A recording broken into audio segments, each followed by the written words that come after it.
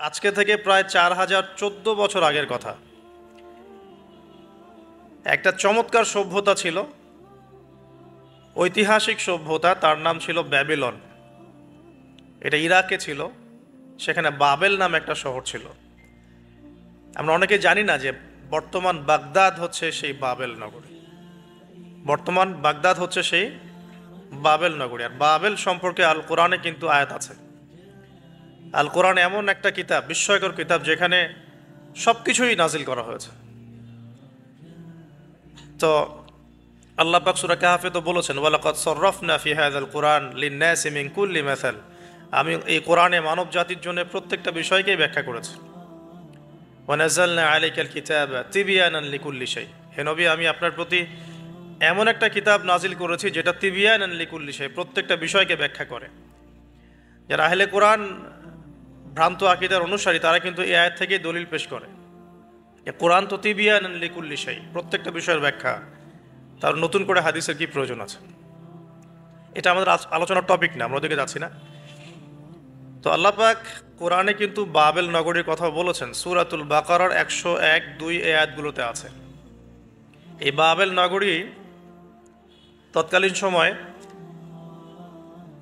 জাদুবিদ্যার একটা আকড়া ছিল আর কি। এর আগে আমরা জানি সুলাইমান আলাইহিস সালামের সময় ওই হারুত আর মারুত দুজন ফেরেশতাকে দিয়ে মানুষকে পরীক্ষা করা হয়েছিল। এই ঘটনাটা সূরা বাকারার 101-2 এই আয়াতগুলোর মধ্যে আছে, দেখে নিয়েন। আমি রেফারেন্সগুলো বলে দিলাম।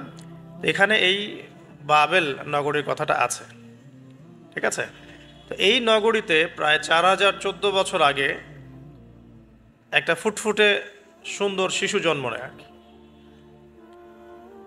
দেখতে খুবই সুন্দর, অমায়িক, দেখলেই মানে মন কেড়ে নেয়ার মতো সুন্দর। এমন কিছু বাচ্চা থাকে কিন্তু দেখলে আদর করতে ইচ্ছা করে, মন কেড়ে নেয়ার মতো, ইউনিক, সবার চেয়ে আলাদা। এবং জন্ম নিয়েছে সে এমন একটা পরিবারে, যেই পরিবার তৎকালীন সময়কার যে জালেম শাসক নমরুদ, তার প্রধান পুরোহিত, তার নাম আজার। তৎকালীন বাবেলের শাসনকর্তার নাম হচ্ছে নমরুদ এবং তার প্রধান পুরোহিতের নাম আজার। তার ঘরেই জন্ম নিয়েছেন এই তাওহীদের শেকর ইব্রাহিম আলাইহিস সালাম। আল্লাহ পাকের কি মানে, আল্লাহ পাক কি না করতে পারেন। যেখানেই আবু জেহেল সেখানেই মুহাম্মদ সাল্লাল্লাহু আলাইহি ওয়াসাল্লামের জন্ম হয়। যেখানেই নমরুদ সেখানেই ইব্রাহিমের মতো মানুষ আসেন। যেখানেই ফেরাউন সেখানে আবার মূসা আসেন। মূসাকে আল্লাহ রাব্বুল আলামিন ফেরাউনের ঘরেই মানুষ করলেন। ইব্রাহিম আলাইহিস সালামকে আল্লাহ পাক আজারের ঘরেই মানুষ করলেন। আজকেও আমরা দেখি এরকম সিটি অফ আখিরুজ্জামানে কিছু কিছু দিনী বোন চেহারা না দেখানোর জন্য আন্দোলন করছে। চিন্তা করতে পারেন, যেখানে যত বেশি জাহেলিয়াত সেখানে তত পাক্কা মুসল্লি জন্ম নেবে, মুমিন জন্ম নেবে ইনশাআল্লাহ। যেখানে যত বেশি জাহেলিয়াত সেখানে তত শক্তিশালী মুমিনদের জন্ম হবে ইনশাআল্লাহ। তো এখন তৎকালীন নমরুদ যে সভ্যতার অধিবাসী ছিল, এই সভ্যতাটাকে আমরা বলি কালাডীয় সভ্যতা। এটাকে কালাদীয় সভ্যতা বলা হয়। এটা মূলত জাদুর জন্য একটু বিখ্যাত ছিল, যেটা রেফারেন্স আমি দিলাম সুলাইমান আলাইহিস সালামের যুগ থেকে। এখানে আজারের ঘরে জন্ম নিয়েছেন আমাদের নবীগণের পিতা, মুসলিম জাতির পিতা ইব্রাহিম আলাইহিস সালাম। সুবহানাল্লাহ। বলা বাহুল্য যে নমরুদ কিন্তু 400 বছর বেঁচে ছিল এবং 400 বছর হায়াত পাওয়ার পরে সে মনে করছিল যে সে কখনো মারা যাবে না। এরপরেই সে নিজেকে খোদা দাবি করা শুরু করেছে আর কি। এই বাচ্চা ছেলেটা বড় হতে লাগলো। যারা সমাজকে পরিবর্তন করে তারা কিন্তু সমাজের স্রোতে গা ভাসায় না। নবী সাল্লাল্লাহু আলাইহি ওয়াসাল্লামের জন্মটা একটু মিলাই এটার সাথে। আমাদের নবীও ঠিক এরকমই একটা সমাজে জন্ম নিয়েছেন। ইব্রাহিম আলাইহিস সালাম যেমন জন্ম নিয়েছেন শিরকে ভরা সমাজে, চতুর্দিকে মূর্তি পূজা হচ্ছে, ইভেন তার বাসায় তার বাবা হচ্ছে মূর্তি পূজারীদের সর্দার, তার ঘরে তিনি জন্ম নিয়েছেন। ঠিক তেমনি রাসূল সাল্লাল্লাহু আলাইহি ওয়াসাল্লাম যে মক্কায় জন্ম নিয়েছেন, সেই মক্কা ছিল শিরকের আকড়া।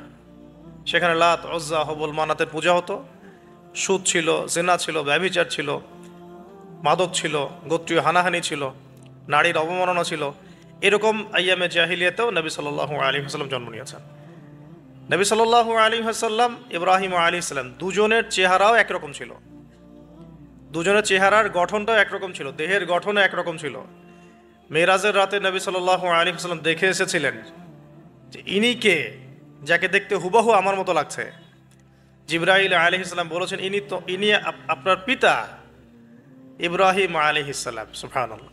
ঠিক তেমনি আমরা খেয়াল করে দেখি যে জীবনের যে চড়াই উতরাই, পারিবারিক জীবন, সামাজিক জীবন, হিজরতের জীবন, দিন প্রতিষ্ঠা ইত্যাদি, প্রত্যেকটা ডিপার্টমেন্টেও ইব্রাহিম আলাইহিস সালাম আর মুহাম্মদ সাল্লাল্লাহু আলাইহি ওয়াসাল্লামের মধ্যে একটা চরম মিল আছে। এটা আমরা আস্তে আস্তে এই গল্পের ভিতরে গেলে বুঝতে পারবো। আর এ কারণেই হয়তোবা আল্লাহ ভালো জানেন, এ কারণেই হয়তোবা আমরা যখন তাশাহুদের পর দরুদ পড়ি, আমরা দরুদের মধ্যে অন্য নবীর নাম নিচ্ছি না, আমরা মুহাম্মদ সাল্লাল্লাহু আলাইহি ওয়াসাল্লামের সাথে ইব্রাহিম আলাইহিস সালামের নাম নিচ্ছি। হতে পারে এটা একটা কারণ, আল্লাহ ভালো জানেন। এখন এরকম পরিবেশে বড় হতে লাগলেন ইব্রাহিম আলাইহিস সালাম। আমি একটু আগে বলেছি, যারা সমাজকে পরিবর্তন করে তারা কখনো সমাজের জাহিলিয়াতের স্রোতে গা ভাসায় না। মুহাম্মদ সাল্লাল্লাহু আলাইহি ওয়াসাল্লাম সমাজ পরিবর্তন করেছেন আইয়ামে জাহিলিয়াতকে মাত্র 23 বছরের ব্যবধানে, কিন্তু তিনি কিন্তু জাহিলিয়াতের সাথে গা ভাসান নাই। তিনি কখনো সুদ খাননি, তিনি কখনো মূর্তি পূজা করেন নাই, তিনি কখনো কোনো অন্যায় গুনাহ করেন নাই, তিনি কখনো মাদক দ্রব্যের কাছেও যান নাই, কিন্তু সমাজটা ছিল এগুলোতে নিমজ্জিত। ঠিক ইব্রাহিম আলাইহিস সালামের ক্ষেত্রেও সেম, তিনি একজন প্রধান পুরোহিতের ঘরে জন্ম নিয়েও কখনো মূর্তির ধার কাছে যান নাই। বরং একটু যখন বড় হচ্ছেন, একটু বড় বলতে ম্যাচিউরড, আমাদের টিকটক প্রজন্মের মতো না, এরা 20-30 বছর হয়ে গেল ম্যাচিউরড হয় না, বুদ্ধি প্রতিবন্ধী, বিকলাঙ্গ। ইভেন ইদানিং আমাদের মেয়েরা ছেলে হচ্ছে আর কি, আমাদের নারীরা এখন পুরুষত্ব দেখাচ্ছে, আর আমরা পুরুষেরা ফেসবুকে একটা স্ট্যাটাস দিয়েই ক্ষান্ত হয়ে থাকি। এটুকু আমাদের দায়িত্ব উম্মার প্রতি। আর এখানে আমরা দক্ষতা অর্জন করেছি অনেক, আমরা সবাই কিবোর্ড মুজাহিদ, আমরা এটা মনে করি। এটাই যুদ্ধ, এটাই জিহাদ। আর নারীরা মাঠে যুদ্ধ করছে এখন সম্ভ্রমের জন্য, অধিকারের জন্য ইত্যাদি। ফ্যামিলিস্ট রেভলিউশনের দিকে তাকালেও তাই দেখা যায়। ছেলেরা এখন বেকার হয়ে যাচ্ছে, কিন্তু মেয়েরা স্বাবলম্বী হচ্ছে। তারা দিনদার নয়, এই মেয়েগুলো দিনদার নয়, কিন্তু জীবনে প্রতিষ্ঠিত হওয়ার জন্য লড়ছে, চ্যালেঞ্জ গ্রহণ করেছে। আর এটা ছেলেদের উচিত ছিল। তা আজারের ঘরে জন্ম নেওয়া সেই ইব্রাহিম কিন্তু চ্যালেঞ্জ গ্রহণকারী একটা ছেলে। সে এখন তার পিতাকে বলছেন, কি বলছেন আমরা একটু কোরআনের ভাষা শুনি। আল্লাহ রাব্বুল আলামিন বলেছেন, সূরা মারিয়ামের মধ্যে এসেছে ঘটনাটা 41 থেকে 45 নম্বর আয়াতের মধ্যে। আল্লাহ পাক বলছেন, ওয়াজকুর ফিল কিতাবি ইব্রাহিম বা'দা আউযু বিল্লাহি মিনাশ শাইতানির রাজীম। হে নবী মুহাম্মদ সাল্লাল্লাহু আলাইহি ওয়াসাল্লাম, আপনি এই কিতাবে ইব্রাহিমের ঘটনা বর্ণনা করুন। ইয ক্বালা লিআবিহি, যখন ইব্রাহিম তার বাবাকে বললেন, তার বাবা মানে আজারকে বললেন, ইয়া আবাতি, হে আমার বাবা, লিমা তা'বুদু, তুমি কেন ইবাদত করো এমন সত্তার, মা লা ইয়াসমাউ, যে শুনতে পারে না, ওয়ালা ইউবসিরু, দেখতেও পারে না, ওয়ালা ইউগনি আনকা শাইআ, তোমার কোনো উপকার করতে পারে না। একটা ছেলে যার বয়স হবে 15 থেকে 20, হয়তো বা হাইয়েস্ট, তার কাছে কি এমন জ্ঞান আসলো যে সে তার বাবাকে এখন চ্যালেঞ্জ করছে। তার জ্ঞানতাত্ত্বিক যুদ্ধ শুরু হলো, আদর্শিক যুদ্ধ শুরু হলো বাবার সাথে। হে আমার বাবা, আপনি কেন এমন সত্তার ইবাদত করছেন যে শুনতেও পারে না, অসারতা দেখিয়ে দেওয়া হচ্ছে চোখে আঙ্গুল দিয়ে, দেখতেও পারে না, আপনার তো কোনো উপকারও করতে পারে না, কোনো ক্ষতিও করতে পারে না। ওয়ালাম ইউগনি আনকা শাইআ, ইয়া আবাতি, হে আমার বাবা, ইয়া আবাতি ইন্নী আখাফু আন ইয়ামাসসাকা আযাবুম মিনার রাহমানি ফাতাকুনা লিশ-শাইতানি ওয়ালিয়্যা, হে আমার বাবা, আমি ভয় পাচ্ছি যে আপনার উপরে না আবার আল্লাহ পাকের গজব নেমে আসে এবং আপনি শয়তানের ওলি না হয়ে যান। ওলি মানে কি? বন্ধু, বন্ধু, শয়তানের বন্ধু না হয়ে যান। ইয়া আবাতি ইন্নী ক্বাদ জাআনি মিনাল ইলম মা লাম ইয়াতিকা ফাত্তাবি'নি আহদিকা সিরাতান সাওয়িয়্যা। কি চমৎকার কথা! ছোট্ট ছেলেটা বলছে, হে আমার বাবা, আমার কাছে একটা জ্ঞান আসছে, জ্ঞান, আমার কাছে একটা জ্ঞান এসেছে যেটা তোমার কাছে আসে নাই। ফাত্তাবি'নি, তুমি আমার অনুসরণ করো। আহদিকা, আমি তোমাকে পথ দেখাবো, সিরাতান সাওয়িয়া, সহজ সরল পথ দেখাবো তোমাকে। সন্তান বাবাকে নসিহত করছে। দেখুন, সন্তান বলছে আমার কাছে এমন জ্ঞান এসেছে বাবা, যেটা তোমার কাছে আসে নাই, তুমি আমাকে ফলো করো, আমার অনুসরণ করো, আমি তোমাকে পথ দেখাবো। Ego problem, ego. আজকেও যখন কম বয়সী কোনো মানুষ বেশি বয়সের কাউকে দাওয়াত দিতে যাবে, এরকম প্রবলেম ফেস করতে হবে। তার বাবা কি বলল, কেন ফেস করতে হবে, আল্লাহ পাক সেটাও বলেছেন সূরা বাকারা। এটা এই সূরাটা সূরা বাকারায় বলেছেন, ওয়া ইযা কিলা লাহু ইত্তাকিল্লাহ, কিছু মানুষ আছে যাদেরকে যদি বলা হয় আল্লাহকে ভয় করুন, আখাযাতহুল ইজ্জাতু বিল ইসম, তাদের প্রেস্টিজে লাগে। এক কথায় কি, প্রেস্টিজে লাগে, প্রেস্টিজ নষ্ট হয়। আখাযাতহুল ইজ্জাতু বিল ইসম ফাহাসবুহু জাহান্নাম, আল্লাহ বলছেন ওর জন্য জাহান্নামই যথেষ্ট। তো এখনকার সমাজে এই প্রবলেমটা আপনারা ফেস করবেন। যদি আপনার বয়স কম হয়, আপনার কাছে অনেক জ্ঞান থাকলেও মানুষ সমাজের নিতে যাবে না। আপনি ক্রিপ্টোকারেন্সি নিয়ে কথা বলছেন, এক শ্রেণী ধর্মনেতাই আপনার পিছনে লেগে যাবে। আপনি ইসলামিক রেভলিউশন নিয়ে কথা বলবেন, ইসলাম এস্টাবলিশমেন্ট নিয়ে কথা বলবেন, ইউনিটি নিয়ে কথা বলবেন, উম্মার করণীয় নিয়ে কথা বলবেন। আপনি এই বয়সে, এত ছোট বয়সে আপনি উম্মার প্রবলেমসগুলো ফাইন্ড আউট করে সেগুলো সলিউশন নিয়ে কথা বলবেন, এত বড় সাহস আপনার? এটাই প্রবলেম এখন। অথচ চমৎকার একটা বিষয়, আমাদের সমাজে এগুলো দেখা যায়, অন্য কোথাও দেখা যায় না। কোনো ড্রাইভারকে জিজ্ঞাসা করবেন, তার স্কিল সম্পর্কে জিজ্ঞাসা করবেন যে আপনার স্কিল কেমন। একটা অ্যান্সার দিবে সে, আমি 10 বছর থেকে চালাই, বা 15 বছর থেকে চালাই, আমি 27 বছর থেকে গাড়ি চালাই। মানে তার এই বয়সটাই হচ্ছে স্কিলের মানে দলিল, সার্টিফিকেট। এখন এরকম চলছে দিনী অঙ্গনেও। আমি 20 বছর থেকে ফতোয়া দিই, আমি 32 বছর থেকে ওয়াজ করি, আমি এই করি, আমি সেই করি। এই যে জাহির করা, আল্লামা তাকি উসমানী দায়ামাত বরাকাতু এবং তার যারা ছাত্ররা আছেন সারা উপমহাদেশে, স্পেশালি বাংলাদেশে, তাদের অনেকের সাথে আমি দেখা করেছি। তারা একটা নসিহত সবাই কমনভাবে করেন, দেখি নসিহতটা করেন যে কখনো নিজেকে জাহির করবা না, কখনো নিজেকে জাহির করবা না, তাহলে আল্লাহ তোমার এলেম কেড়ে নিবে। আর আমরা এখন দিনী অঙ্গনে জাহির করার জন্য ব্যস্ত, আমি এত বছর থেকে এটা করি, আমি অত বছর থেকে করি। অথচ এটা কোনো দলিল নয়, এটা কোনো সার্টিফিকেট নয়। এত বছর থেকে বলার পরেও ভুল হতে পারে, যেটা ভুল হবে সেটা শুধরে নিতে হবে। আর নবী সাল্লাল্লাহু আলাইহি ওয়াসাল্লাম যায়েদ বিন হারেসা রাদিয়াল্লাহু আনহুকে একটা কাফেলার সেনাপতির দায়িত্ব দিয়েছিলেন যখন তার বয়স মাত্র 17 বছর। কত বছর?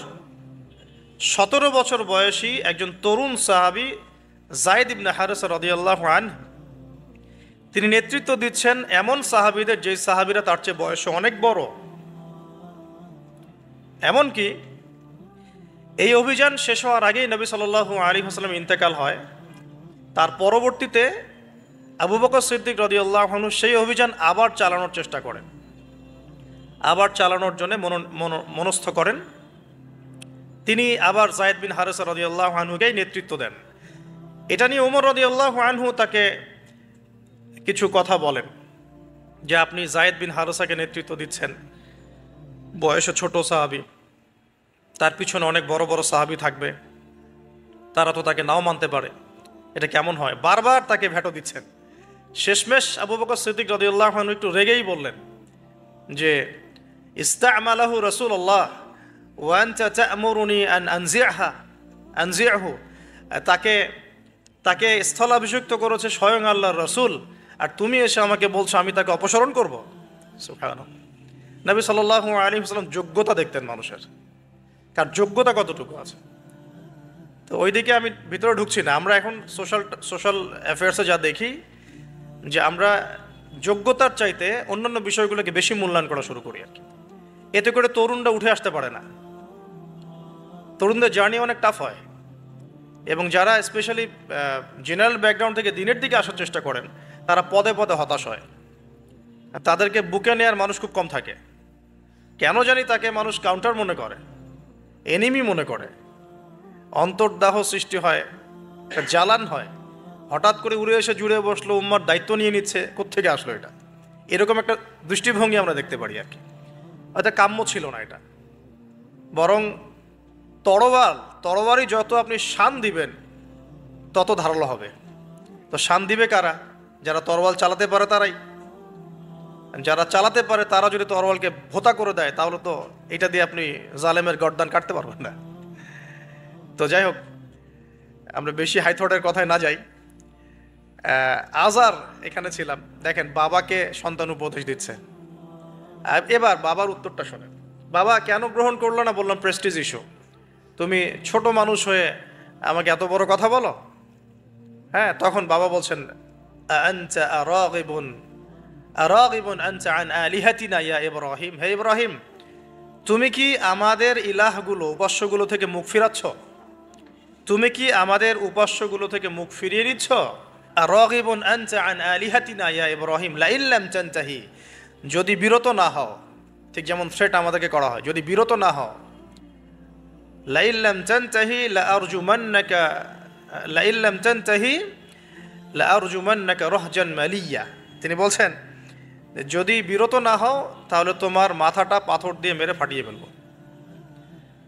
আরজুমান্নাকা মানে রজম করব। রজম মানে কি? যে কোমর পর্যন্ত গেথে পাথর মারা, বিবাহিত পুরুষ জেনা করলে যেটা শাস্তি হয়। আর লা ইল্লাম তানতাহি, যদি বিরত না হও, লা আরজুমান্নাকা রাহজান মালিয়া, দূর হও এখান থেকে বের হও হতভাগা, আমরা বলি না দূর হও এখান থেকে, ঠিক ওই রকম। যদি ফিরে আসো ভালো কথা, না ফিরে আসলে রজম করে দিব, মাথা ফাটিয়ে ফেলবো পাথর দিয়ে মেরে, এখান থেকে দূর হও হতভাগা। কাকে বলছে এটা? ইব্রাহিম আলাইহিস সালামকে। এবার তিনি খুব নরম সরম মানুষ, শান্তিকামী মানুষ, তিনি বলছেন ক্বালা সালামুন আলাইক।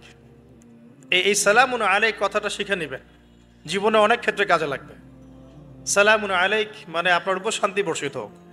যখনই আপনি কলিউশন অ্যাভয়েড করতে চাবেন সালাম দিয়ে চলে আসতে হবে, সেটা পরিবারেও, সমাজেও, দিন প্রতিষ্ঠার ক্ষেত্রে। কেউ আপনাকে সমালোচনা করছে, গালিগালাজ করছে, গীবত তহমত করছে, আপনাকে নিয়ে এপিসোড বানাচ্ছে, মানে আপনি কি করবেন? প্রত্যেকটার কাউন্টার দিতে থাকবেন? তাহলে আপনার গোল নষ্ট হয়ে যাবে, আপনার গোল থেকে আপনি বিচ্যুত হয়ে যাবেন। এগুলো নিয়ে আপনাকে ব্যস্ত থাকতে হবে। তখন এগুলো নিয়ে উম্মাহ ব্যস্ত আছে বলেই এখন পর্যন্ত গোল অ্যাচিভ হয় নাই। আমরা এগুলো নিয়ে ব্যস্ত আছি বলেই এখনো গোল অ্যাচিভ হয় নাই। তো এই কারণে ইব্রাহিম আলাইহিস সালামের সুন্নাহ হচ্ছে সালামুন আলাইক, তোমাদের উপর শান্তি বর্ষিত হোক। হ্যাঁ, তবে যে জায়গাটাতে দালিলিকভাবে জ্ঞানতাত্ত্বিক যুদ্ধ করতে হবে সেটা করতে হবে, সেটা অন্য ইস্যুস। তো ইব্রাহিম আলাইহিস সালামকে পরিবার ছাড়তে হলো। পরিবার মানে তার মাকে ছাড়তে হলো, তার বাবাকে ছাড়তে হলো। তার কোনো অপরাধ আছে? ইব্রাহিম আলাইহিস সালামের কোনো অপরাধ আছে? না। এখন আমরা তো অনেক সময় মনে করি আমি তো নিরপরাধ, নির্দোষ, তাহলে আমার উপরেই কেন এরকম হচ্ছে? ইব্রাহিম আলাইহিস সালামের কোনো অপরাধ আছে? নাই। তাকে ঘর ছাড়তে হলো, বাড়ি ছাড়তে হলো, তার বাবা তাকে বের করে দিলেন। এখান থেকে লেসন নিয়ে নেন, আজকের প্রথম লেসন, যে আপনি আমি যদি হকের উপর থাকি, সর্বপ্রথম বাধাটা পরিবার থেকে আসতে পারে। কারণ সবার পরিবার একরকম না।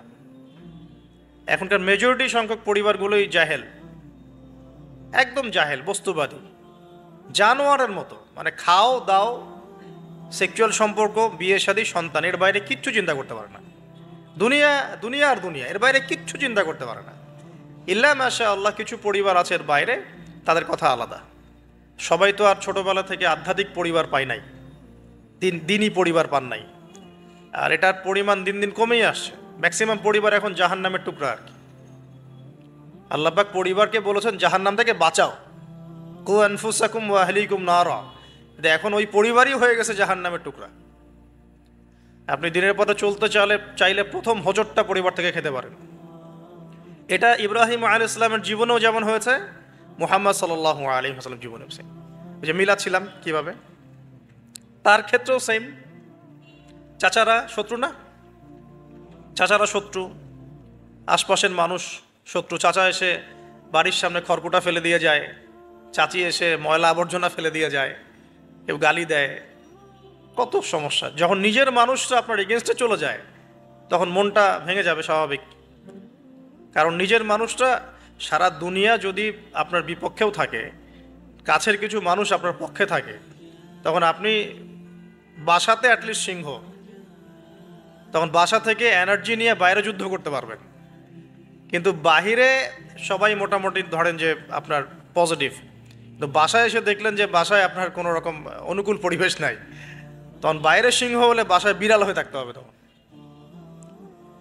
দেখেন ইব্রাহিম আলাইহিস সালামের জীবনে আর মুহাম্মদ সাল্লাল্লাহু আলাইহি ওয়াসাল্লামের জীবনে একটা স্পেশাল নেয়ামত ছিল, সেটা হলো স্ত্রীদের নেয়ামত। স্ত্রীদের নেয়ামত, বাহিরে মানুষ অনেক কিছু বলছে, গালিগালাজ করছে, মারছে, কাটছে, থুতু দিচ্ছে, সমালোচনা করছে, কিন্তু বাসায় ইব্রাহিম আলাইহিস সালামের আছেন সারা, হাজেরা, আর মুহাম্মদ সাল্লাল্লাহু আলাইহি ওয়াসাল্লামের আছেন খাদিজা রাদিয়াল্লাহু আনহা। অ্যাটলিস্ট বাসায় আপনি একটা একটা কি বলবো যে বড় একটা প্রশান্তির জায়গা আপনার বাসায় আছে।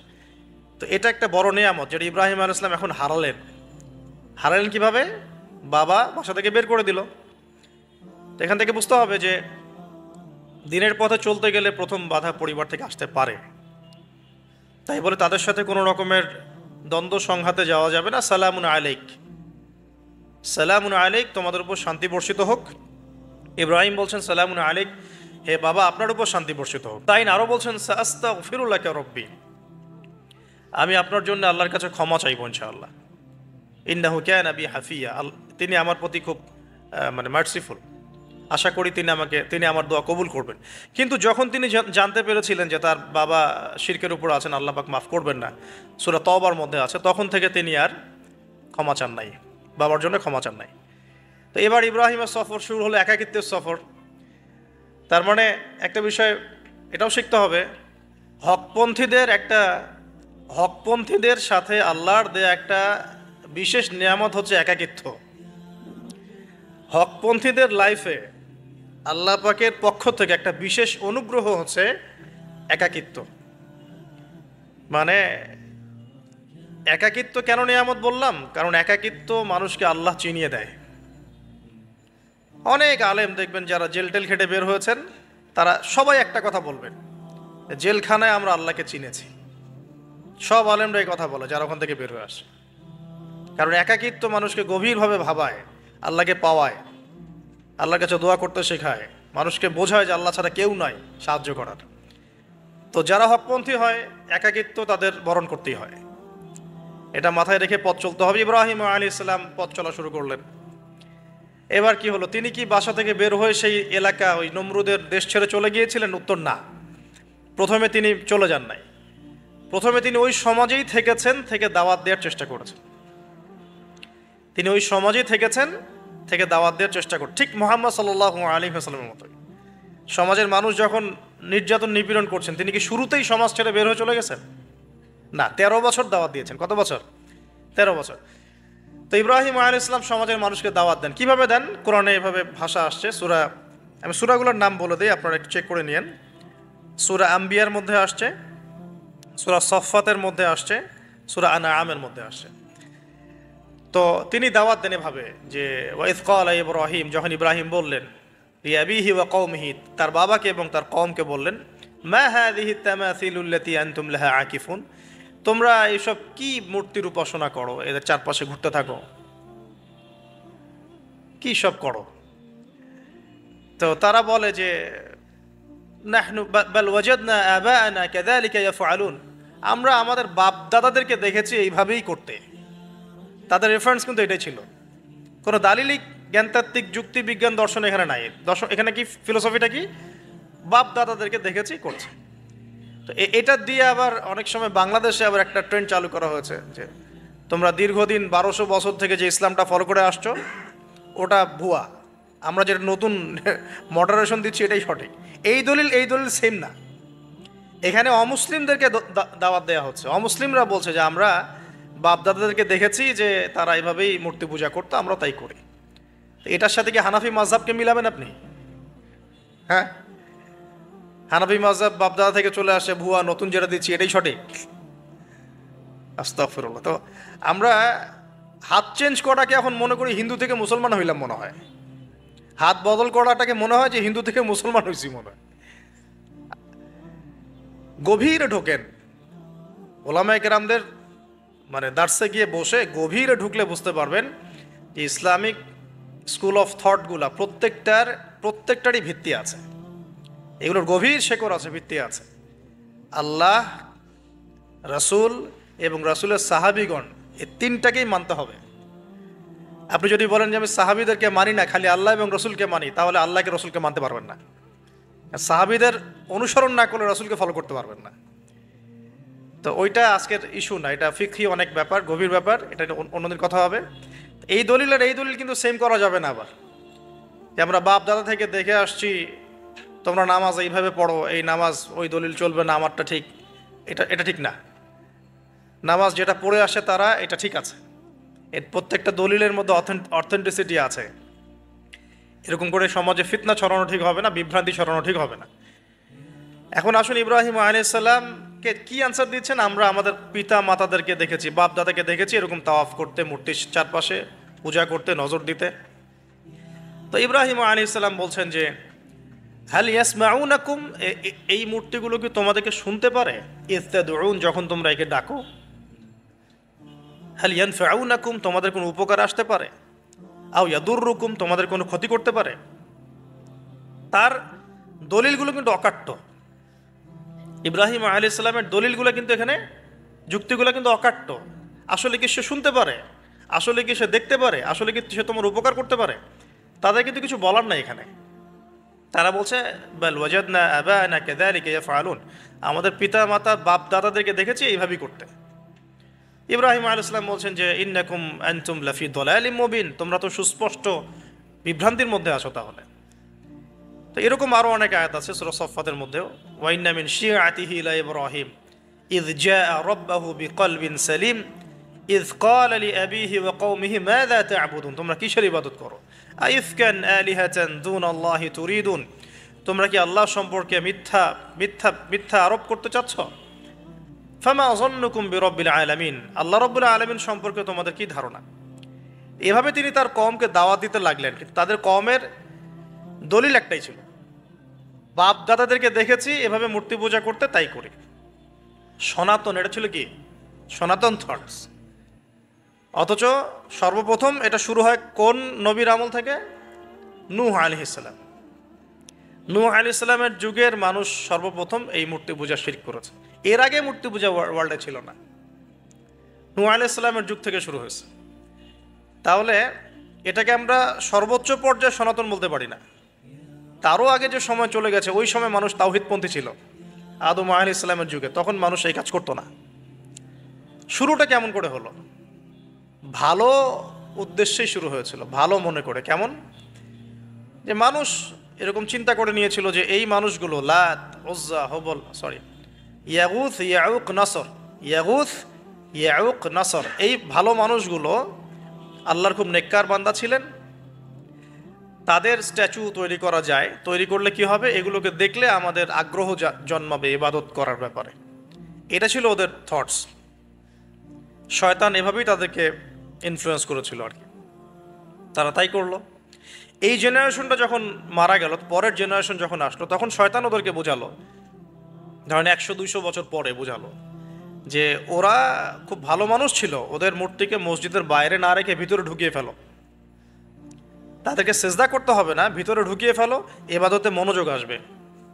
পরের জেনারেশন এই কাজটাই করলো। থার্ড জেনারেশনকে শয়তান বোঝালো যে সরাসরি ওদের কাছে চাইলেই হবে, তারা আল্লাহ পাকের অনেক মানে কি আনুগত্য প্রাপ্ত, নৈকট্য প্রাপ্ত বান্দা, সরাসরি তাদের কাছে চাইলেই হবে। আল্লাহর কাছে চাওয়া, এখানে চাওয়া একই কথা, ওখানে সেজদা করা, এখানে সেজদা করা একই কথা। এখান থেকে শুরু হলো সরাসরি স্ট্যাচু ওয়ার্শিপ। সরাসরি স্ট্যাচু ওয়ার্শিপিং এখান থেকে শুরু হয়েছে। তা আমরা আমাদের হিন্দু ভাই বোন যারা আছেন, আমাদের আশপাশে অমুসলিম ভাই বোন, তাদের প্রতি সম্মান রেখেই এই হিস্ট্রিগুলো পড়তে বলবো আর কি, এবং যুক্তি দর্শনগুলো খুঁজতে বলবো। আসলে কি তারা শুনতে পায়? আসলে কি সে আমার কোনো উপকার করতে পারে? আসলে কি সে আমার কোনো ক্ষতি করতে পারে? আসলে কি সে সৃষ্টিকর্তার প্রতিমূর্তি হতে পারে কিনা? তো আমরা এটা আহ্বান জানাবো, আমরা কারো ধর্মীয় অনুভূতিতে আঘাত করব না। ইসলাম আমাদেরকে এটা শিখায় না। ইসলাম এটা শিখায় যে মানুষকে হিকমার সাথে, প্রজ্ঞার সাথে দাওয়াত দেয়া, যাতে করে তারা জাহান্নামের রাস্তা থেকে ফিরে আসতে পারে ইনশাআল্লাহ। এখন আসুন, আরও একটা দাওয়াত ইব্রাহিম আলাইহিস সালাম তার কওমকে দিলেন। সেটা কি? এবার এখানে সমাজের মানুষের সাথে ওই সমাজের ধর্ম নেতারাও ছিল। সমাজে কিন্তু কয়েক শ্রেণী মানুষ থাকে, মানে সামাজিক নেতা, ধর্মনেতা, রাষ্ট্রনেতা।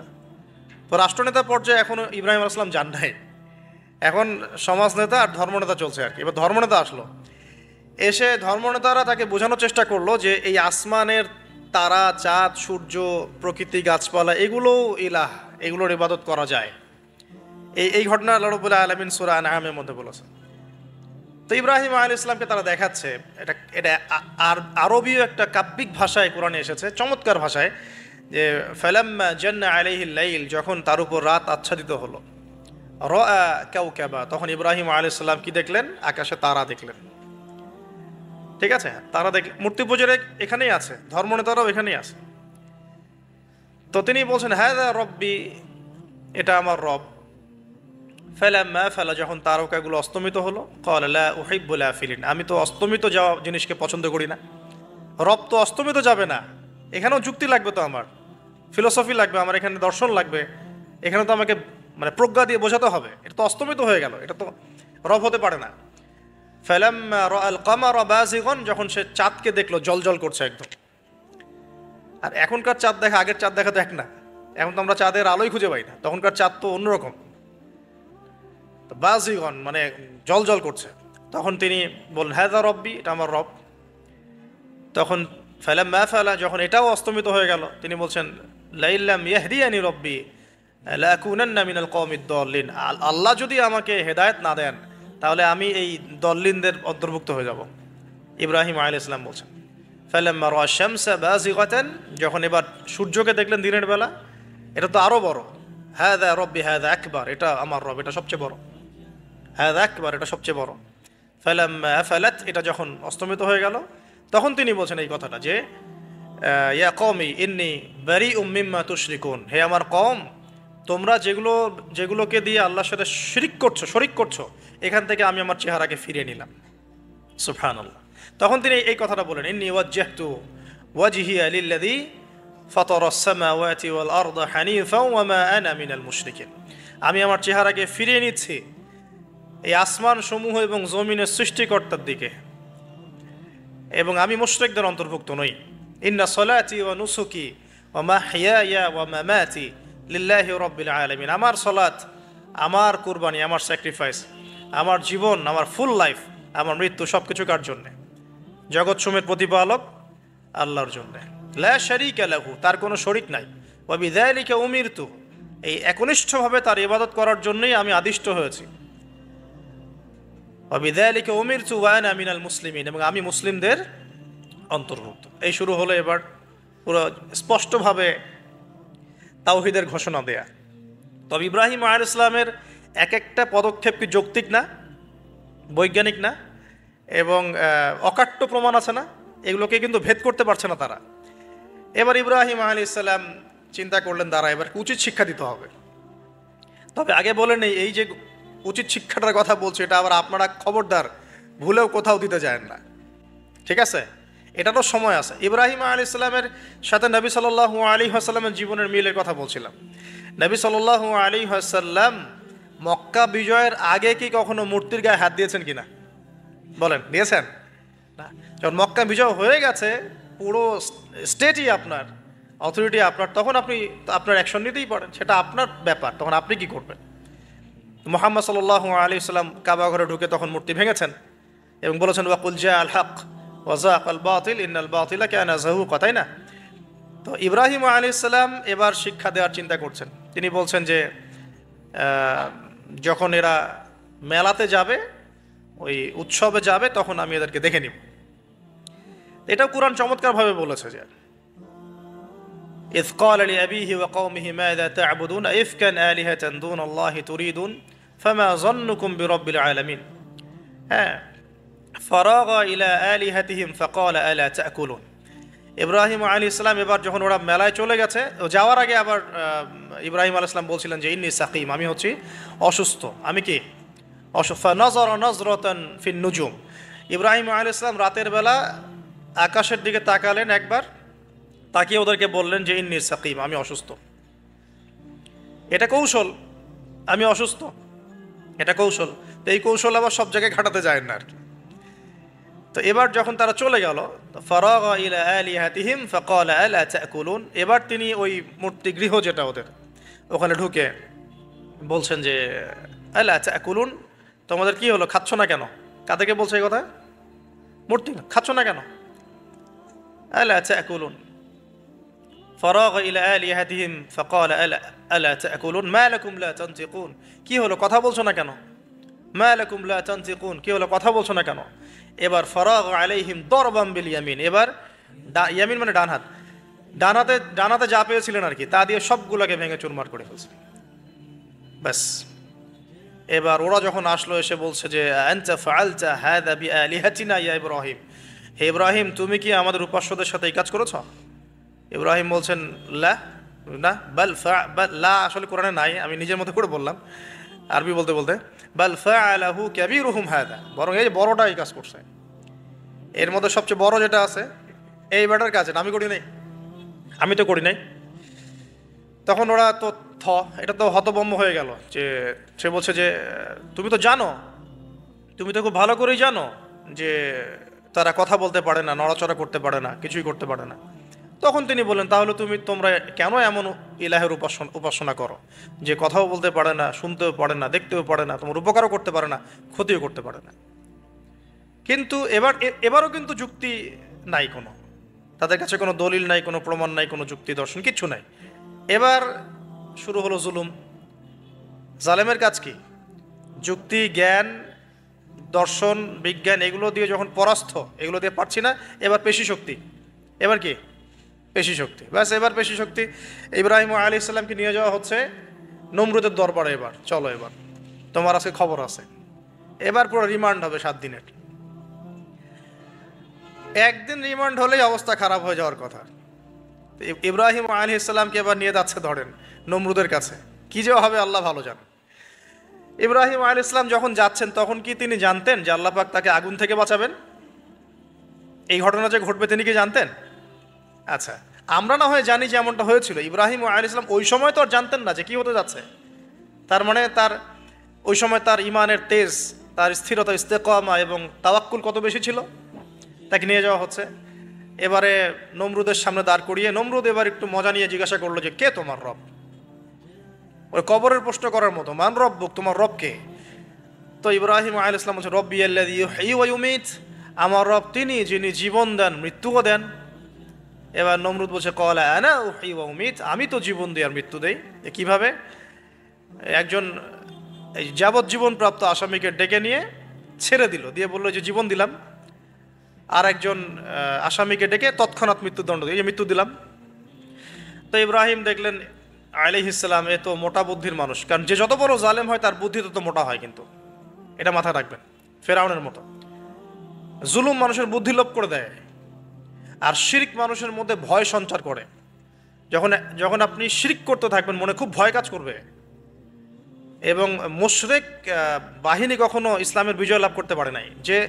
যে মুসলিম সেনাবাহিনীর মধ্যেও শিরক ছিল না, ওরা যুদ্ধের মাঠে পরাজিত হয়ে গেছে। ইতিহাস ঘাটবেন, মুসলিম যে সেনাবাহিনীর মধ্যে শিরক ছিল ওই সেনাবাহিনী পরাজিত হয়ে গেছে। আবার অল্প গুটি কয়েক সেনাবাহিনী তারা তাওহীদপন্থী ছিল, তারা জয়লাভ করেছে। ইতিহাস ঘেটে দেখবেন। তো জুলুম কি করে? বুদ্ধি লোপ পায়। নমরুদের বুদ্ধি লোপ পেয়ে গেল। তো ইব্রাহিম আলাইহিস সালাম বলছেন রব্বি আল্লাযী ইউহয়ী ওয়া ইউমীত, এ তো এটা বুঝলো না।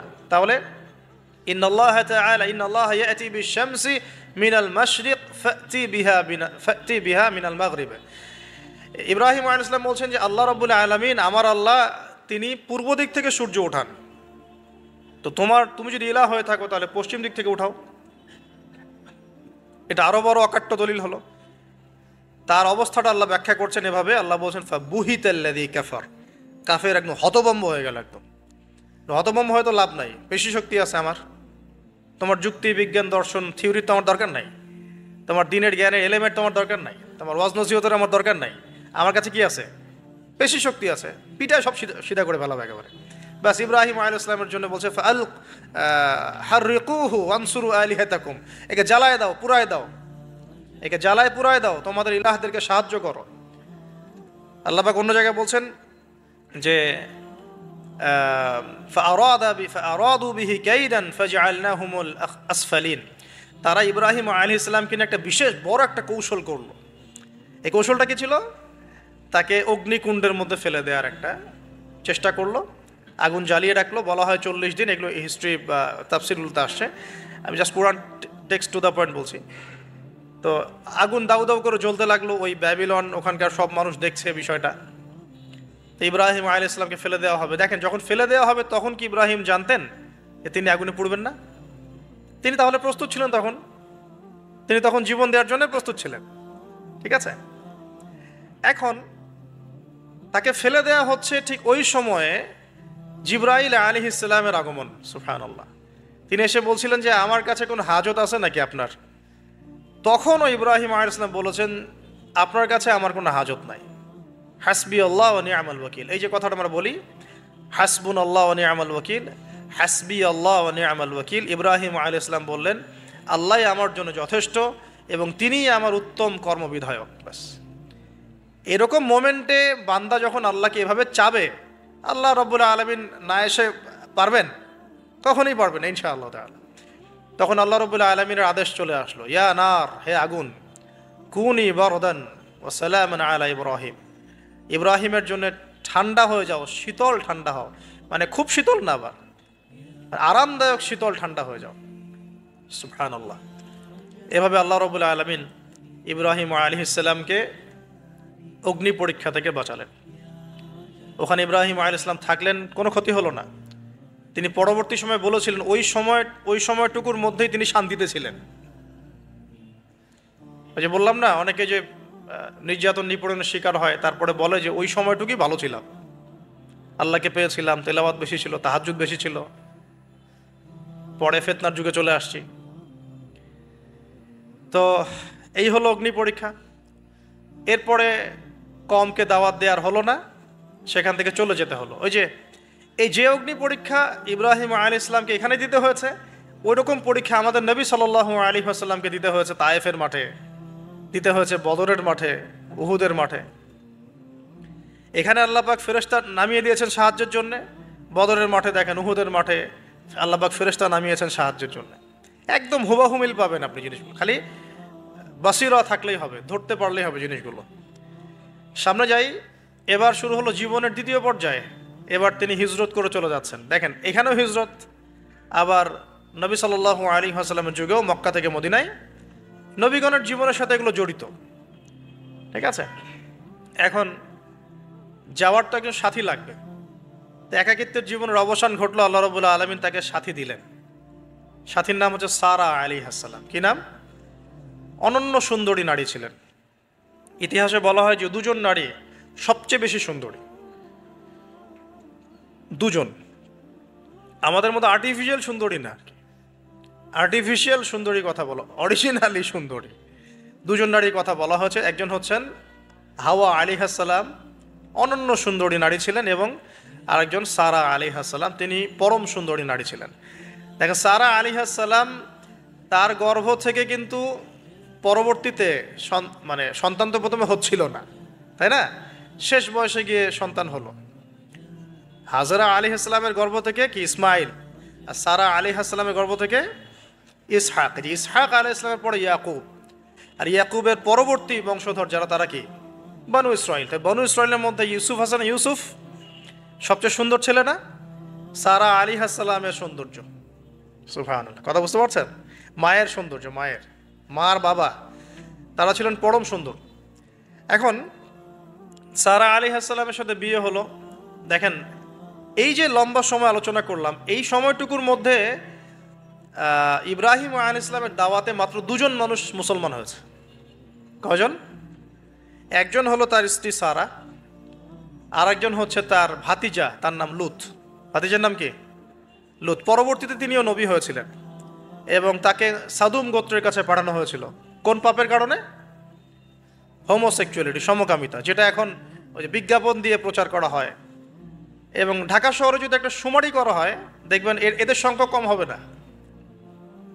ঢাকা শহরে যাকে শুমারি করা হয়, দেখবেন এদের সংখ্যা কম হবে না।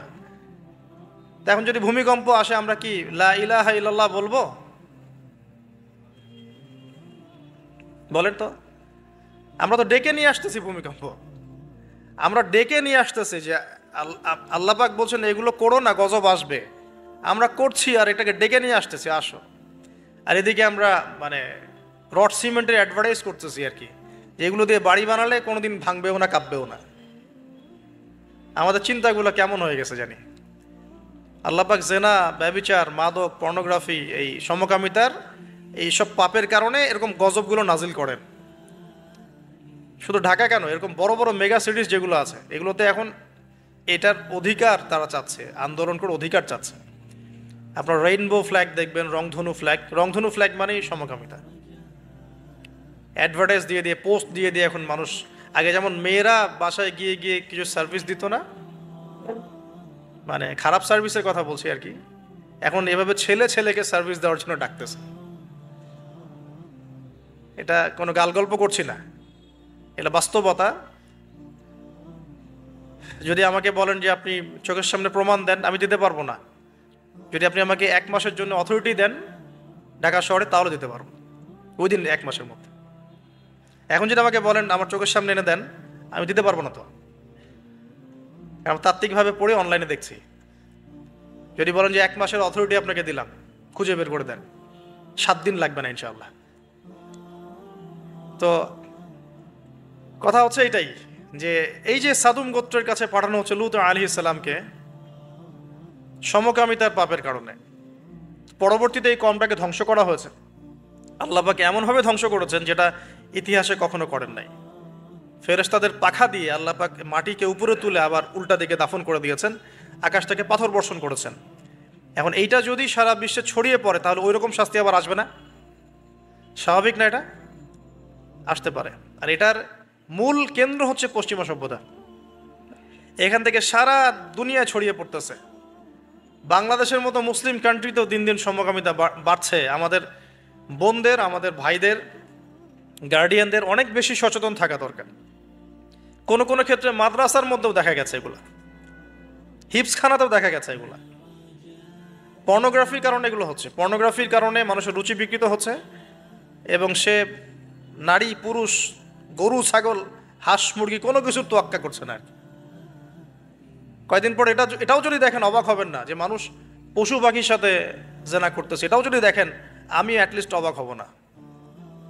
ধাপ ছিল একটা, প্রথমে মানুষ কি করতো, অবৈধ প্রেম করতো, এই সম্পর্কে জেনা করতো, পরে পরকীয়া শুরু করলো, তারপরে এখন সমকামিতা শুরু হলো, সমকামিতার পরে এখন চাইল্ড অ্যাবিউজিং শুরু হয়েছে, বাচ্চা কাচ্চাদেরকে রেপ করা হচ্ছে, ছোট ছোট মেয়েদেরকে, ছোট ছোট বাচ্চাদেরকে, ইভেন ছোট ছোট ছেলেদেরকেও। এরপরে যদি গবাদি পশুর সাথে জেনা করতে দেখেন, অবাক হওয়ার কিছু নেই, কিচ্ছু নেই অবাক হওয়ার। এখন বলেন, আমরা শাস্তির দ্বার প্রান্তে আছি না?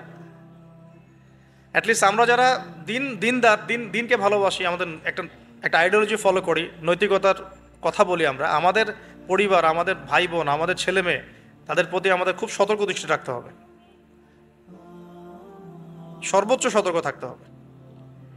আর আমাদের দিনী বোনদেরকেও রিকোয়েস্ট করবো আমরা, যে ভাইদেরকেও তো বলি, বোনদেরকেও বলছি, বিয়ের আগে কোনো প্রকার অবৈধ সম্পর্ক নেই। বিয়ের আগে কোনো প্রকার অবৈধ কোনো সম্পর্ক না। আর এখন অমুসলিম ছেলে আর মুসলিম মেয়ে প্রেম করতেছে, এগুলোকে নিয়ে অনলাইনে অনেক লেখালেখি হচ্ছে, দেখলাম কয়েকদিন আগে। তো কিছু বোন আমাকে রিকোয়েস্ট করেছিলেন যে একটু আপনার মুখ দিয়ে যদি মানুষ জানতে পারে এটা, যে কোনো অবস্থাতেই মুসলিম মেয়ে কোনো অমুসলিম ছেলের সাথে প্রেম করতে পারে না। মুসলমান ছেলের সংখ্যা কম হয়ে গেল, যে বিয়ে করার জন্য মুসলমান ছেলে খুঁজে পাওয়া যাচ্ছে না।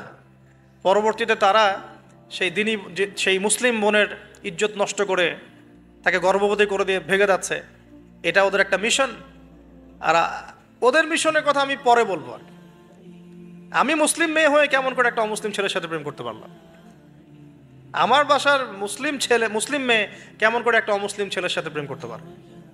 এটা তো আমাকে আগে ফাঁসির কাজটা ঝোলানো দরকার, আগে বিচারটা তো আমার করা দরকার আগে। তা আমরা আমাদের দিনী বোনদেরকে সর্বোচ্চ সতর্ক করব। জীবন চলে গেলেও ফিরে আসতে পারে না? আল্লাহর হাতে তো। মানুষ অনেক সময় জীবন মৃত্যুর সন্ধিক্ষণে থাকে না, আল্লাহ পাক ফিরিয়ে বাঁচিয়ে দেন না। ইজ্জত চলে গেলে কখনো ফিরে আসে না। ইজ্জত চলে গেলে ফিরে আসে? আল্লাহ আমাদেরকে বোঝার তৌফিক দান করুন। আচ্ছা, এবার আসেন, হিজরতের পালা শুরু হলো, সাথী কে? মাত্র দুজন। কয়জন বলেন তো? এখন কয়জন সাথী মুসলিম? দুজন, সারা আলাইহিস সালাম এবং লূত আলাইহিস সালাম। এবার হিজরতের পথে একটা ঘটনা আছে। হিজরতটা হয়েছে কোথায়?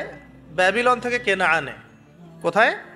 কেনান। কেনান কোন জায়গা? এটা শামের অন্তর্ভুক্ত একটা জায়গা। শাম মানে শুধু সিরিয়া নয়, বরং এটার একটা বড় ব্যাপ্তি আছে। প্যালেস্টাইন, জেরুজালেম এর অদূরেই শামের মধ্যেই, প্যালেস্টাইন জেরুজালেমের অদূরেই এই কেনান একটা জায়গা ছিল। এখানে খালিল নামে একটা জায়গা এখনো আছে। কি নামে? খালিল, বর্তমান নাম খালিল। ইব্রাহিম আলাইহিস ইসলামকে কি বলা হয়? খালিলুল্লাহ, আল্লাহর খালিল। ওই নামটা কিন্তু এখনো এখানে আছে আর কি। তো এখানে হিজরত করা হয়। তারপরে এখানে থাকতে লাগলেন তার স্ত্রী সারা আলাইহিস সালাম। এক সময় ওই এলাকায় একটু দুর্ভিক্ষ দেখা দিল। তখন তারা মিশরের দিকে যাচ্ছিলেন খাবারের সন্ধানে। যাওয়ার সময় সেখানে একটা রাজা ছিল। রাজাটা লম্পট টাইপের। লম্পট রাজা বোঝেন কিনা? যারা নারীর নেশা খুব আর কি, যে মেয়েকেই দেখে তাকে তুলে নিয়ে যায়। এগুলো নতুন পাপ না। ইতিহাসে যেগুলো দেখতে এখন যেগুলো হচ্ছে, এগুলো হিস্ট্রিতে ছিল, আগেও ছিল। কোরআনে এগুলো সবগুলোকে কেন ব্যাখ্যা করা হয়েছে? কারণ শেষ জামানায় শেষ নবীর উম্মতে এগুলো সবই হবে। শেষ নবীর উম্মতের সময় এই সবগুলো রিপিট হবে, কারণ আল্লাহ পাক সব জানিয়ে দিয়েছেন আমাদেরকে কি হয়েছিল আগে। আমরা হচ্ছে সামারি, পাপের সামারি। সারা ওয়ার্ল্ডের যত পাপ ছিল এগুলো সামারাইজিং করা হয়েছে, এই উম্মত হবে এগুলো উম্মতের মধ্যে। এই জন্য আল্লাহ পাক সতর্ক করেছেন বারবার। এখন এই রাজা সারা আলাইহিস সালামের দিকে চোখ দিল। এখানে আমাদের দিনী বোনদেরকে একটা মারাত্মক নসিহত করতে চাই। এটা আমি পড়ছিলাম যখন, গত 3 দিন থেকে আমি 2বার এখানে পড়তে পড়তে থেমে গেছে। সারা আলাইহিস সালামকে যখন কিডন্যাপ করা হয়েছে তখন দুটো কাজ হয়েছে এখানে। এক, ইব্রাহিম আলাইহিস সালাম সাথে সাথেই তিনি নামাজে দাঁড়িয়ে গেছেন। ইব্রাহিম আলাইহিস সালাম কি করেছেন? নামাজে দাঁড়িয়ে গেছেন। আর সারা আলাইহিস সালামের দিকে যখন হাত বাড়াচ্ছে এই আপনার লম্পট বাদশা, সারা আলাইহিস সালাম সময় চেয়েছেন যে আমি নামাজ পড়ব, আমাকে নামাজ পড়ার ব্যবস্থা করে দেয়া হোক। সারা আলাইহিস সালাম অজু করে এসেছেন, অজু করে নামাজে দাঁড়িয়েছেন। দাঁড়িয়ে 2 রাকাত নামাজ পড়ে আল্লাহর কাছে দোয়া করেছেন, আল্লাহুম্মা ইন কুনতা তা'লাম, হে আল্লাহ আপনি যদি জানেন, আল্লাহুম্মা ইন কুনতা তা'লাম, হে আল্লাহ আপনি যদি জানেন যে ইন্নী কদ আহসানতু ফরজি ইল্লা যাওজি, আমি আমার লজ্জাস্থানকে হেফাজত করে রেখেছিলাম, সতীত্বকে কখনো নষ্ট করিনি, শুধু আমার স্বামীর হক আমি স্বামীকে দিয়েছি। মানে আমি আমার স্বামী ছাড়া অন্য কারো কাছে আমার সতীত্ব নষ্ট করি নাই। যদি আপনি এটা জেনে থাকেন, আল্লাহ ফানসুরনি, আল্লাহ আপনি আমাকে সাহায্য করেন, ওয়ালা তুসমিত আলাইয়া হাদাল কাফের, আমার উপরে এই কাফেরকে আপনি বিজয়ী করেন না। এই দোয়াটা দিনী বোনরা মুখস্থ করে রাখতে পারেন। কারণ অনেকেই চলতে ফিরতে উঠতে বসতে অনেক রকম হ্যারাসমেন্টের শিকার হন।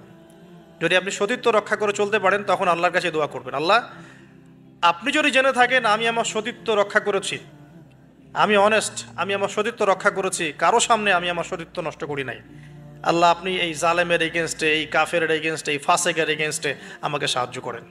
এই দোয়া করার সাথে সাথেই এই বাদশার হাতটা অবশ হয়ে গেছে, হাত আর আগাচ্ছে না, হাত প্যারালাইজ হয়ে গেছে, পড়ে গেল সে। তখন আবার তিনি দোয়া করছেন সারা আলাইহিস সালাম, আল্লাহ এখন যদি সে মারা যায় তার মানুষ মনে করবে আমি মেরে ফেলছি। তখন আল্লাহ পাক তাকে ছেড়ে দিলেন, ভালো হয়ে উঠলো। আবার ওই যে বললাম পশুর স্বভাব তো কখনো ঠিক হয় না, আবার হাত দেওয়া চেষ্টা করলো, আবার অবশ হয়ে গেল। এভাবে 3-4 বার চেষ্টা করেছে। এরপরে যখন পারছে না তখন সে বলছে যে আমার সামনে কোন শয়তানকে তোমরা নিয়ে আসছো, সে তার ভাষায় বলছে আর কি, আমার সামনে কোন শয়তানকে হাজির করছো, একে নিয়ে যাও আমার সামনে থেকে। তো ছেড়ে দিল। তারপরে সাথে হাজারা আলাইহিস সালামকেও মানে হাদিয়া হিসেবে দিয়ে দিয়েছে, একে নিয়ে যাও। এবার হাজারা আলাইহিস সালাম, সারা আলাইহিস সালাম, ইব্রাহিম আলাইহিস সালাম কেনানে চলে আসলেন। এখন সারা আলাইহিস সালাম তো ভাবছেন তিনি বন্ধা, তিনি ভাবছেন যে আমার সন্তান হচ্ছে না। তখন ইব্রাহিম আলাইহিস সালামের বয়স প্রায় 86 বছর। কত বছর? আর সারা আলাইহিস সালামের বয়স প্রায় 70। তো 70 বছর হয়ে গেছে একটা মহিলার, মনে করেন বাচ্চা কাচ্চা হয়নি, তাহলে তো তার মনে হবে যে আমার মনে হয় বাচ্চা কাচ্চা হবে না, স্বামীর তো বংশ বাড়ছে না। তো বংশ রক্ষার স্বার্থে আমি তাকে একটা বিয়ে দেওয়ার চেষ্টা করছি। তখন হাজরা আলাইহিস সালামের সাথে তার বিয়ে দেওয়া হয়। এই হলো সেকেন্ড ওয়াইফ। এখনকার পশ্চিমা সভ্যতা অবশ্য আমাদেরকে শেখায় যে একজন নোবেল মানুষ আর কি, মানে a noble man cannot marry মানে টুয়াইস থার্ড, এটা শিখায় যে একজন ভালো মানুষ একাধিক বিয়ে করতে পারে না। এটা নোবেলরা মানে পশ্চিমারা শেখায়। কিন্তু ওরা আবার এটা শেখানোর সাথে সাথে তাদের সোসাইটির মধ্যে একজন মানুষ 10টা-20টা মেয়ের সাথে জেনার চর্চা ঠিকই করে, এটা আবার ওখানে অ্যাভেলেবল। তো নবীগণের সুন্নাহ এটা কাদের সুন্নাহ? নবীগণের সুন্নাহ। কারণ নবীগণ এগুলো ম্যানেজ করতে পারতেন, মেনটেন করতে পারতেন। তাদেরকে আল্লাহ পাক ফিজিক্যাল, মেন্টাল সব ধরনের অ্যাবিলিটি দিয়েছিলেন। এবার বিয়ে হয়ে গেল, কিসের উদ্দেশ্যে দেওয়া হয়েছে? সন্তান। এবার 86 বছর বয়সে আল্লাহ রাব্বুল আলামিন ইব্রাহিম আলাইহিস সালামকে সন্তান দান করলেন। সুবহানাল্লাহ। এই সন্তানের নাম কি? ইসমাঈল আলাইহিস সালাম। সন্তান জন্ম হয়ে গেল, পরীক্ষাও। ইব্রাহিম আলাইহিস সালামের জীবন তো পুরোটাই পরীক্ষা। বাবার থেকে বিচ্ছিন্নতা পরীক্ষা, আগুনের পরীক্ষা, সমাজ থেকে বিচ্ছিন্নতা পরীক্ষা। আবার এই যে এখন পরীক্ষা, আরো বড় বড় পরীক্ষা শুরু হচ্ছে। কি পরীক্ষা? এবার বলছেন স্ত্রী এবং সন্তানকে রেখে আসো মক্কায়। খুব খেয়াল করে দেখেন, এই জায়গা থেকে ইব্রাহিম আলাইহিস সালাম তার বিশ্বাস ছিল যে মক্কাতে আল্লাহ রাব্বুল আলামিন আমার স্ত্রী এবং সন্তানকে কিন্তু মেরে ফেলবেন না ইনশাআল্লাহ। কিন্তু তিনি তো মানুষ, তিনি বুঝতে পারছেন জনমানব শূন্য একটা জায়গায় আমার স্ত্রী সন্তান কিভাবে থাকবে। একটু পানি নিলেন, খেজুর নিলেন, রেখে আসছেন। যখন রেখে আসছেন ওই সময়টার কথা হাদিসের মধ্যে আসছে যে তিনি মানে রেখে চলে আসছেন, পিছন দিকে হাঁটা শুরু করেছেন। তার স্ত্রী দৌড়ে আসছেন বারবার। চিন্তা করেন একটু, মানে আবেগ দিয়ে ভাবেন জিনিসটাকে। আইনা তাযহাবু ইয়া ইব্রাহিম, কোথায় যাচ্ছেন আপনি? স্ত্রীকে তখনও বলা হয়নি যে তোমাদেরকে রেখে চলে যাবো এখান থেকে। স্ত্রীকে তখনও কিন্তু বলা হয় নাই যে তোমাকে রেখে চলে যাবো এখানে, তোমার সন্তানের এই যে দুধের বাচ্চা রেখে চলে যাবো। তখনও কিন্তু তারা জানেন না। জিজ্ঞাসা করছেন আইনা তাযহাবু ইয়া ইব্রাহিম, কোথায় যাচ্ছেন ইব্রাহিম, কোথায় যাচ্ছেন ইব্রাহিম? বুকের মধ্যে পাথর বাঁধা তখন, বুকের মধ্যে তখন ইব্রাহিম আলাইহিস সালাম কি পাথর বাঁধা। এটা পুরুষ, এই ফিলিংসগুলো পুরুষরা বুঝবে, মেয়েরা বুঝবে না।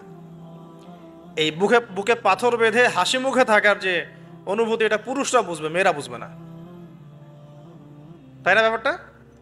তো ইব্রাহিম আলাইহিস সালামের বুকে তখন পাথর বাঁধা, তিনি কথাই বলতে পারতেছেন না, তখন তিনি বললেন যে আপনি কি আল্লাহর হুকুমে রেখে যাচ্ছেন আমাদেরকে এখানে? তখন ইব্রাহিম শুধু মাথা নাড়লেন, মুখ দিয়ে হ্যাঁও বলেন নাই, মাথা নাড়ছেন খালি। তখন মাশা আল্লাহ, এই যে ইসমাইলের মা আলাইহিস সালাম, তিনি বলছেন যে তাহলে আল্লাহ পাক, তাহলে আল্লাহ রাব্বুল আলামিন, মানে যদি আপনি আল্লাহর হুকুমেই আমাদেরকে রেখে গিয়ে থাকেন, তাহলে আল্লাহ পাক আমাদেরকে কশ্চিনকালেও ধ্বংস করবেন না ইনশাআল্লাহ। এমন মহান তাওয়াক্কুলকে দেখালেন শ্রী হাজরা আলাইহিস সালাম। এবার আসেন, উনিও কিন্তু দেখতে পাচ্ছেন যে আশপাশে কোনো মানুষই নাই, জনমানব শূন্য জায়গা, পানি নাই, খাবার নেই, কিছুই নাই। এবার ইব্রাহিম যখন চলে আসলেন, একটা পাহাড়ের আড়ালে গিয়ে দাঁড়ালেন কিছু দূরে এসেই, তখন হাত তুলে আল্লাহর কাছে দোয়া করা শুরু করলেন। রব্বি, সূরা ইব্রাহিমের মধ্যে আসছে, রব্বি ইন্নী আসকানতু মিন যুররিয়াতি বিওয়াদিন গায়রি যি যার'ইন ইনদা বাইতিকাল মুহাররম রব্বানা লিয়ুকিমুস সালাহ ফাজআল আফইদাতাম মিনান নাসি তাহওয়ি ইলাইহিম ওয়ারযুকহুম মিনাথ থামারাতি লাআল্লাহুম ইয়াশকুরুন। সুবহানাল্লাহ। তিনি দোয়া করছেন, আল্লাহ আমি আমার স্ত্রী এবং আমার সন্তানকে জনমানবহীন বিরান একটা জায়গায় তোমার ঘরের কাছে রেখে আসলাম। আল্লাহ এই কারণে যাতে করে তারা নামাজ কায়েম করে। কি করে? আল্লাহ তুমি মানুষের মনগুলোকে তাদের দিকে ঘুরিয়ে দিও এবং তাদেরকে ফল ফলাদি দিয়ে রিজিক দিও, যাতে করে তারা তোমার শুকরিয়া আদায় করতে পারে। এখনো দেখেন ওই জায়গায় নামাজ ঠিকই কায়েম হচ্ছে। ওই জায়গায় কিন্তু নামাজ পড়েও যেমন শান্তি, নামাজের আসল রুহানিয়াত ওখানে বোঝা যায়। 24 ঘন্টা ওখানে নামাজ, তাওয়াফ, সাই চলতেই আছে, 1 মিনিটের জন্য বন্ধ হচ্ছে না। দেখেন, তারপরে মানুষের মন অটোমেটিক ওখানে ঘোরানো থাকে। সবাই চায় জীবনে অন্তত একটাবার হজ করতে, একটাবার আল্লাহর ঘর দেখতে। আর পৃথিবীর এমন কোনো ফল পাবেন না সেখানে নাই। অথচ ওখানে কিন্তু খুব কৃষিভিত্তিক কিছু চাষ হয় না, খুব একটা চাষ হয় না। তো ইব্রাহিম আলাইহিস সালামের দোয়ার এগুলো বরকত দেখেন, কি বরকত। ব্যাস আল্লাহ রাব্বুল আলামিন কবুল করলেন। এবার এই যে খাবার পানি যখন ফুরিয়ে আসলো, তখন এই যে মা হাজরা আলাইহিস সালাম ছোটাছুটি শুরু করলেন সাফা আর মারওয়ায়, সাফা মারওয়ায়। একবার সাফার উপরে ওঠেন, একবার মারওয়া। এখনকার সাফা মারওয়া না, এখন মোজাইক দিয়ে টাইলস করে দেওয়া সাফা মারওয়া না, যেটা আমরা সাই করি, এই সাই সেই সাই না। ওইটা তখন ছিল একদম রুক্ষ একটা জায়গা, জীর্ণ শীর্ণ একদম ভূমি ছিল। আর এখন তো কয়েক তালা হয়েছে। এটা যারা ওমরা হজ করেছেন বা হজ করেছেন তারা জানেন। তো এরকম বিরান জায়গা সাফা মারওয়া, একজন মহিলা, একজন নারী, তার কি জাজবা, সে এই শক্তি কোথায় পাচ্ছে? সেই শক্তি পাচ্ছে কোথায়? সেই তাওয়াক্কুল কোথায় পাচ্ছে? কোন আশা নিয়ে সে ছুটছে আর কি? আর আমরা কোন আশা নিয়ে দুনিয়ার পথে ছুটছি আর কি? পানি, বাচ্চা এদিকে কান্নাকাটি করছে, বাচ্চা কান্নাকাটি করছে, চিৎকার করছে, সে দৌড়াচ্ছে, একবার সাফা একবার মারোয়া, একবার সাফা একবার মারোয়া। আমরা যখন হজ করতে যাই, উমরা করতে যাই, কখনো এই ফিলিংসই আসে না আমাদের মধ্যে। ওইখানে গিয়ে সেলফি উঠানো শুরু করে মানুষ। আমরা গিয়েছিলাম, অবাক হয়ে যায়, ওখানে সেলফি উঠায় মানুষ বসে বসে। সাফা মারওয়া সাইর কোনো ফিলিংসই নাই। এটা হাজরা আলাইহিস সালামের স্মৃতি। আল্লাহ পাকের কাছে এই দৌড়াদৌড়ি এতই ভালো লেগেছে, আল্লাহ পাক কিয়ামত পর্যন্ত রেখে দিয়েছেন। সুবহানাল্লাহ। একজন নারীর সম্মানে এই যে সন্তান, মায়ের বাঁধন, সুবহানাল্লাহ, এগুলা আসলে বলে বোঝানো যায় না ফিলিংসগুলা। এই 7 বার সাইর মধ্যেই আল্লাহ রাব্বুল আলামিনের এই যে হুকুম চলে আসলো। দেখেন যে ইসমাইলের পায়ের কাছ থেকে পানির ফোয়ারা বের হচ্ছে। এই পানির ফোয়ারা বের করে দিয়ে গেলেন কে? জিবরাইল আলাইহিস সালাম। আর তিনি বলে গেলেন যে তোমরা কষ্ট নিও না, এখানে আল্লাহর ঘর হবে, এই ছেলে আর তার বাবা মিলে ঘর নির্মাণ করবে। এবার তিনি এই যে পানি, জমজম কূপ তৈরি হয়ে গেল, পানি হলো, পানি দেখে পাখি আসলো। কি আসলো প্রথমে? পাখি কিন্তু পানি খোঁজে। এরপরে ওখানে ওই পাখিকে দেখে একদল মানুষ আসলো আর কি। এই মানুষগুলো ইয়েমেন থেকে আসছে। কোত্থেকে? এবং এই গোত্রই পরবর্তীতে আরবে বিস্তার লাভ করেছে। এই গোত্রের মেয়ের সাথে ইসমাইল আলাইহিস সালামের বিয়ে হয়েছে। পরবর্তীতে এই গোত্রর হাত ধরে কুরাইশ বংশ হয়েছে, এবং এই কুরাইশ বংশে আমাদের শেষ নবী মুহাম্মদ সাল্লাল্লাহু আলাইহি ওয়াসাল্লামের জন্ম হয়েছে। বুঝতে পারলেন? এই হলো ইতিহাস। তো তারা পানি চেয়েছিল। তো হাজরা আলাইহিস সালাম বলেছিলেন যে পানি দিতে পারে এক শর্তে, এখানে বসতি স্থাপন করতে হবে।